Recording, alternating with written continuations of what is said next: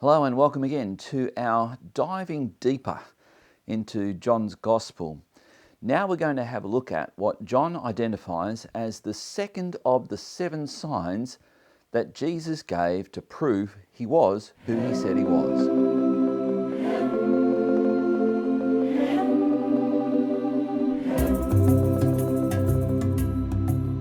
We've seen so far that John's Gospel was written not to repeat the very things that the synoptic, Matthew, Mark and Luke Gospels have already told us and told readers about Jesus. There will be some interesting repeating that happens, but it's very selective. In this instance, we're going to read the second of the 7 signs that John offers to prove that Jesus was who he said he was. This, as was the first sign, is extraordinary. It's extraordinary because, unlike the miracles that the disciples largely wrought later on, where they physically touched things, in this instance, Jesus again, as was the first sign, doesn't physically handle what is going to be the object of miracles. So let's have a look at this now. We're still up in Galilee, in a very small part of Galilee, in just near Cana, where the wedding took place. So let's have a look. We're reading from verse 46 of chapter 4. So he came again to Cana in Galilee, where he had made the water wine. And at Capernaum there was an official whose son was ill. When this man heard that Jesus had come from Judea to Galilee, he went to him and asked him to come down and heal his son, for he was at the point of death. So Jesus said to him, "Unless you see signs and wonders, you will not believe." And the official said to him, "Sir, come down before my child dies." Jesus said to him, "Go, your son will live." The man believed the word that Jesus spoke to him and went on his way. And as he was going down, his servants met him and told him that his son was recovering. So he asked them the hour when he began to get better. And they said to him, "Yesterday, at the 7th hour, the fever left him." The father knew that was the hour when Jesus had said to him, "Your son will live." And he believed, and all his household. This was now the second sign that Jesus did when he had come from Judea to Galilee. All right, so a couple of things to point out here. Jesus has travelled from the south of Israel, which is the territory of Judea, where Jerusalem was. This was, no matter where you came from, going to Jerusalem, it was referred to as going up to Jerusalem, whether you were going south or from wherever. That's the first thing. This was the seat of power. This was where religious leaders all came. And yet these first 2 signs that Jesus offers the world take place in Galilee. Galilee was the backwater. Galilee was a largely Gentile territory. And here Jesus has done his second sign, his second miraculous sign, from this very small place in Galilee, which we refer to in English as Cana. It's quite remarkable the wisdom of God is often the foolishness of man, and vice versa. And here Jesus has done something extraordinary. This nobleman, this official, has come to Jesus from Capernaum. He's travelled at least a day's journey to get there. When he gets there, Jesus, having been invited and requested to come with him and heal his son, he doesn't. He simply speaks. And as he speaks, something happens. And the man knew it, because he asked of his servants who went to tell him the news that his son has started to recover now.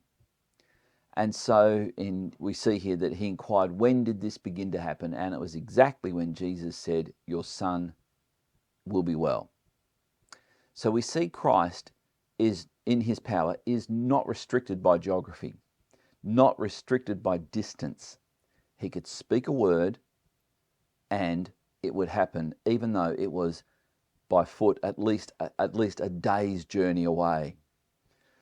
So this was an extraordinary sign. We see that the man believed Jesus. It says that the man believed in verse 50. The man believed the word that Jesus spoke to him and went on his way. But when he had the evidence that what Jesus had done was, in fact, a sign of his identity, the man went from believing the word that Jesus spoke to him to believing Jesus.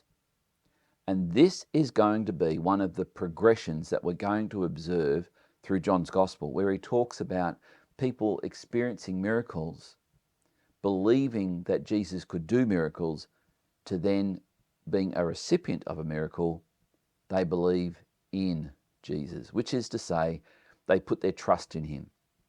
They believed he was who he said he was, and that what he was doing, they put their faith in that, in him and his mission. So this is extraordinary. John tells us this was the second sign, verse 54, that Jesus did when he came from Judea to Galilee. So what we have here is John beginning to help the reader to realize, he's pointed out the first sign, the turning of water into wine. Now he's pointing out the second sign. And from about this point, he now expects you, the reader, and his original readers, to realize you're supposed to be counting these. And that's what we'll see in our next installment when we look at how Jesus healed a lame man. So what do we learn from this passage about Jesus? Well, hopefully you've picked it up. Distance, space, time, it doesn't make any difference. He is Lord. As we get into John's Gospel, we're going to see that this isn't the first time that someone travelled a distance to request a miracle of Christ.